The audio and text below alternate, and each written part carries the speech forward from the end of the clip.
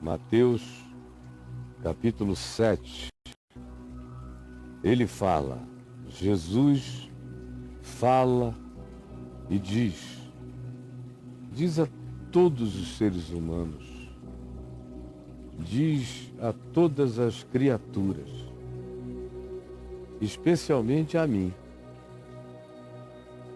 não julgueis, para que não sejais julgados, porque o critério desse julgamento voltará sobre você, pois o critério com que julgardes sereis julgados, e com a medida com que tiverdes medido os outros, vos medirão também. Porque vês o argueiro, porque vês o cisco, um pedacinho de madeira, um cisco grande que caiu no olho do teu irmão, porém não reparas, não enxergas a trave enfiada no teu próprio olho,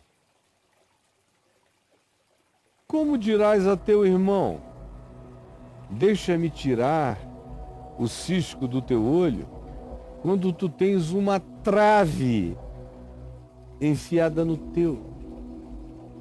Hipócrita, tira primeiro a trave do teu olho, e então tu verás claramente, para então poderes tirar o argueiro, o cisco do olho do teu irmão.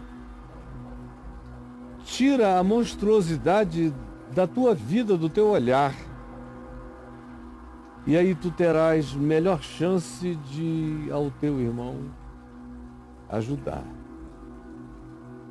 Não julgueis, é possível isto?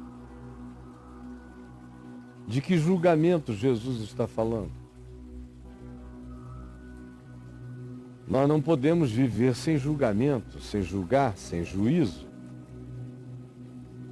porque nós habitamos um mundo desajuizado e injusto.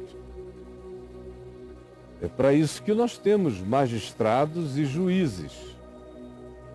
É também por isso que nós temos leis, constituições estabelecidas, pactos sociais que definem o escopo, o espectro do que a gente chama de Estado, com todas as suas instituições de regulação, de estímulo e de juízo.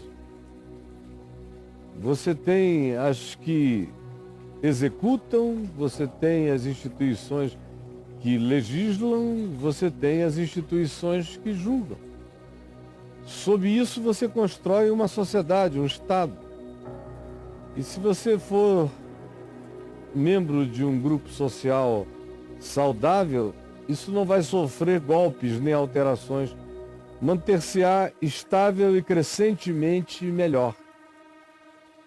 E o que decorre desse tipo de Estado é a certeza de que haverá cada vez menos erro no pronunciamento dos juízos, das definições e dos julgamentos. De um bom Estado se espera que a legislação melhore, que a execução seja harmônica com o processo legislado e que a justiça se aperfeiçoe sempre na direção de promover o bem social e a segurança da maioria, ou de todos os grupos representados na sociedade, e não apenas privilegiando minorias de interesse de conchavo. Mas sem essa natureza de juízo, nenhuma sociedade sobrevive. E as instituições precisam de regulamentações, precisam de padronizações, precisam de regimentos. E além disso, famílias que normalmente conseguem prosseguir como famílias, mesmo com problemas de família, mas conseguem vencê-los, ainda assim, ou especialmente é assim, vence-se o problema quando existem critérios, quando existem pessoas de referência a quem se respeitar, se reverenciar, se honrar, pessoas que se façam respeitar porque respeitem os outros e porque não transgridam princípios que são enunciados a todos e que precisam ser praticados pelos mais envelhecidos, pelos mais adultos, pelos mais experientes, pelos mais parentais de todos dentro desse ambiente familiar. E aí, não sem dificuldade, não sem retrações aqui e ali de um e de outro, não sem surtos emocionais eventuais de alguém, mas, apesar disso, esses grupos que funcionam com consciência dessas referências e de que cada um se ajusta o melhor que pode à justiça das categorias daquele ambiente familiar e que, para ser justo, não pode ser exagerado, não pode ser machista, não pode ser chauvinista, não pode ser feminista, não pode ser controlado pelo capricho dos jovens e das crianças e nem pode ser tangido pelo mau humor de idosos raivosos, não resolvidos e amargurados, mas ao contrário. Se houver um mínimo dessa estabilidade, dessas percepções e desses padrões, os padrões servem para que cada um se julgue à luz desse acordo familiar, desse eixo familiar, dessa estrutura que não é engessada, mas é concreta o bastante para que cada um se reconheça em relação a ela. Então, até na família, a gente não vive sem critérios, sem medidas, sem padrões. Senão a gente entra numa anarquia familiar insuportável, que acaba por destruir tudo aquilo que podia ser família e deixa de ser. Então aqui Jesus está fazendo referência. Se não dá para a gente existir nem como sociedade, nem como Estado, nem como família, sem padrões, regulamentações e juízos, sem referências que balizem o comportamento. Era disso que ele estava falando? É obviamente claro que não. Todo o ambiente do Evangelho nos mostra Jesus mandando você fazer fácil. Ao mesmo tempo, dizendo, acautelai-vos. Há uma repetição de abram os olhos, sejam cautelosos, sejam prudentes, prestem atenção, vede que vos tenho dito, não sejais enganados, pelos seus frutos os conhecereis. Há um estímulo enorme a que você exerça um certo tipo de juízo. É o juízo do discernimento, o juízo da sabedoria, o juízo que não se antecipa a nada, mas não foge de reconhecer o fruto, pois pelos seus frutos os conhecereis. Espinheiros dão espinho. E quando você vir um figo em alguma árvore, saiba, é figueira. Porque espinheiros não dão figos, abrolhos não produzem uvas. Por isso, pelo resultado vocês saberão quem eles são. Pelos frutos vocês conhecerão, para que vocês se protejam. Se protejam do lobo, do mercenário, do ladrão, do estelionatário, do sedutor profissional, do adúltero dedicado à intenção de estragar relações. Tudo isso nos é dito para que a gente discirna os tempos, as épocas, para que não sejamos tolos na história, não sejamos os idiotas dos regimes e nem os servos das escatologias insanas.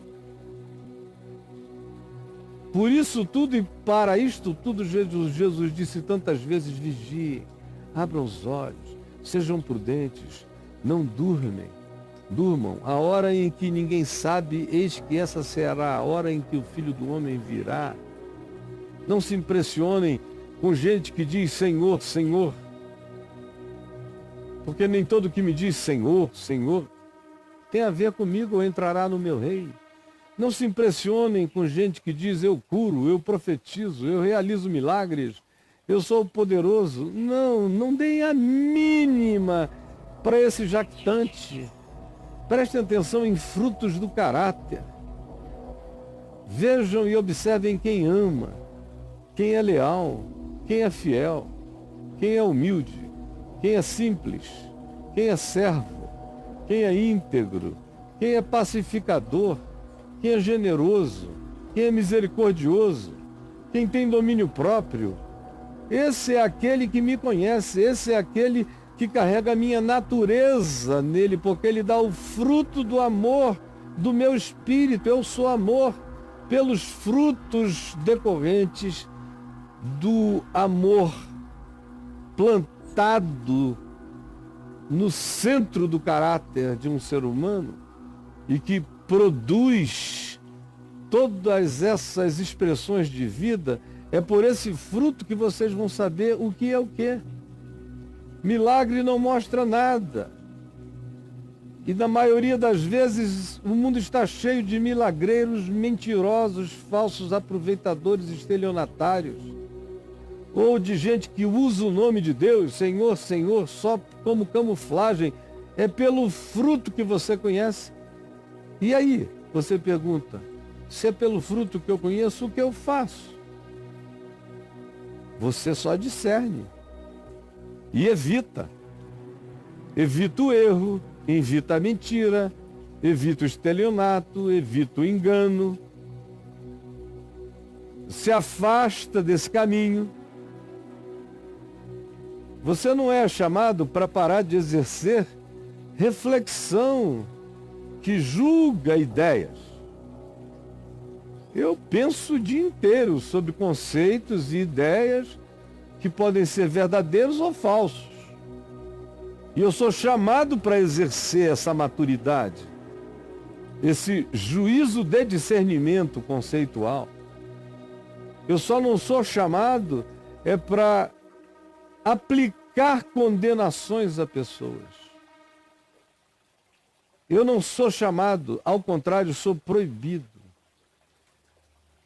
Por mais certezas que eu tenha no coração, eu sou proibido de separar o joio do trigo. Eu sou proibido de botar uns à direita para a salvação e outros à esquerda para a perdição. Eu sou proibido de dizer que alguns, porque não são como eu acho que deveriam ser, irão para o inferno. Eu sou proibido de trazer sentenças, e sou proibido de exercer condenações, e sou proibido de ser o carcereiro antecipado desses condenados. Porque não se faz isso, porque eu não tenho capacidade para isso, porque é uma presunção minha, porque na minha relatividade eu não tenho esse poder, porque a minha própria presunção de ver é sobretudo presunção, porque Jesus disse que não tem ninguém, não há ninguém que não tenha alguma coisa turvando o seu olhar, maculando a sua percepção, nublando o seu discernir final. Não há ninguém que não carregue, às vezes, até uma trave enfiada no olho. E que consegue daqui olhar um cisco no olho de um irmão, mas não consegue ver a trave enfiada direto no seu próprio olho, lá no fundo. Não julgue, porque você não tem capacidade, você não tem olhar, você não tem visão. Você, no máximo, pode ver os frutos óbvios de uma certa produção para se defender. Ou para acolher com a alegria calma de quem vai provando para ver se é aquilo mesmo. Mas exercer o juízo que separa, que condena, que destina, não. Porque o exercício disso vai colocar você numa situação infinitamente pior. O pior do teu irmão, na maioria das vezes, ainda é melhor do que a tua presunção de visão. O pior do teu irmão é infinitamente melhor do que a trave enfiada no meio do teu olho. Não faça isso, é loucura. Nunca destine ninguém para lugar nenhum. Você corre o risco de, em assim fazendo, estar também se autodestinando. Não julgue para que você não seja julgado. E o critério é o mesmo. O critério que você usa para lá será usado sobre você. A medida que você usa para medir os outros, com ela você vai ser medido e você não vai passar. Você vai pesar mais do que pensava e vai ultrapassar nos seus excessos aquilo que você nem imaginava. Por isso, cuida de ti. Tira a trave do teu olho. Tira esse taco de beisebol enfiado no meio dos teus olhos, enquanto tu pregas contra o cisco no olho do teu irmão, que tu não conheces, que tu não amas, tu nunca deste nada por ele. E mesmo que um dia tu tivesses dado, não faças isso para que isso não volte como uma medida que certamente voltará contra você, sem dizer que frequentemente você é mais cego do que o teu irmão com olho turvo, com cisco nos olhos. Não se ofereça para ser oftalmologista do próximo quando você carrega uma espada de esgrima enfiada no seu olho, enorme e pendulante. Não faça isso. Se ajude, se cure, se enxergue. Meu senso de juízo, Jesus recomenda que seja usado para eu julgar a mim mesmo. Ele diz, e Paulo repete, se nos julgássemos a nós mesmos, não seríamos julgados. Se a gente usasse esse critério que a gente tem para julgar o próximo, para se julgar, para se controlar, para se enxergar, para se admitir na verdade e para se deixar curar na verdade, ninguém nos julgaria e nada nos julgaria, porque estaríamos vivendo da maneira mais honesta possível, procurando submeter a nossa vida à verdade que a nossa consciência conhece. Jesus disse, conheça a verdade para você, não para o seu próximo. Discirna para se entender, não para debulhar seu próximo. Porque se você fizer isso contra ele, tanto mais quanto você se especialize nisto, mais você acumula juízo. Juízo sobre a sua própria vida, sobre a sua cabeça, porque inapelavelmente vai voltar. Não julgueis, para que não sejais julgados, porque com o critério que julgardes, também sereis julgados, e com a medida a qual medirdes, vós também sereis medidos. Não te ponhas a buscar ciscos na vida do teu irmão, ou mesmo que sejam camelos, estão na vida dele. Quanto a ti, te enxerga e olha a trave no teu olho. Se tu te curares na verdade todo dia, quem sabe um dia, com amor, com uma licença muito obsequiosa e amorosa, você consiga tirar o cisco de alguém que, percebendo que você olha a vida com amor e sem juízo, peça ajuda a você. Do contrário, não faça isso. Porque tanto mais quanto você faz, mais você garante a severidade do seu próprio juízo. E eu não estou falando, como já disse no início, desses juízos constitucionais, ou do Estado, ou das legislações, ou dos regimentos humanos. Eu estou falando, e Jesus falava não disso. Ele está falando de juízos morais, juízos éticos, juízos escatológicos, juízos que destinam os homens para a danação, ou que separam homens, ou que criam supremacismos e separatismos. É disso que Jesus está falando, e ele está dizendo, vai chegar teu dia, vai chegar tua hora. Mesmo que você escape disso na terra, passando pelo mundo, soltando o pum da sua presunção na cara dos humildes, arrogantemente levantando muralhas entre eles e considerando-os a ralé dos humanos, mesmo que você não receba o troco ainda aqui em vida, mas a primeira coisa que vai te acontecer, quando você botar a cara para lá da eternidade, é que isso vai voltar com aquele peso esmagador das coisas eternas.